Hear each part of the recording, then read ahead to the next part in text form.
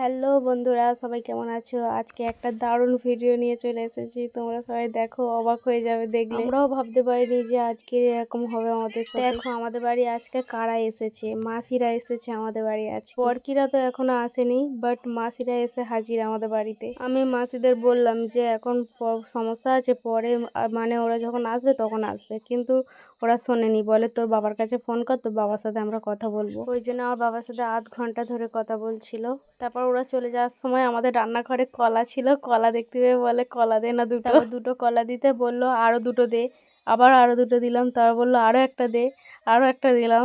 আর মাসিরা তো শুধু দুজন আসেনি, 5 জন এসেছে। আমাদের পাশের বাড়ি একজনের বাচ্চা হয়েছে, তাদের বাড়িতে গিয়েছে আর 3 জন। তারপর আমাকে একটু আশীর্বাদ করলো। আর এই দেখো আমার কোলে কে বলো তো, মানে যাদের বাড়িতে মাসিরা এসেছে সেই তাদের বাড়ির বাচ্চাটা আমার কোলে। আমাদের পুরো পাশের বাড়িতেই আছে এরা। এখন বাড়ির সবাই চিন্তায় পড়ে গেছে, কারণ অনেক টাকা করে চাইছে তো এই জন্য। আর মাসিদের কথা তো তোমরা জানো কিরকম উল্টো পাল্টা হয়, কিন্তু এই যে মাসিটা, এই মাসিটা খুব ভালো। এই মাসিটা অনেক ভালো, আমি দেখেছি। সেই থেকে আমাদের বাড়িতে গিয়েও ভালোভাবে ব্যবহার করছিল, তারপরে এখানে আসতেও অনেক ভালোভাবে ব্যবহার করছিল। আর মাসিদের গান শোনো কিছু।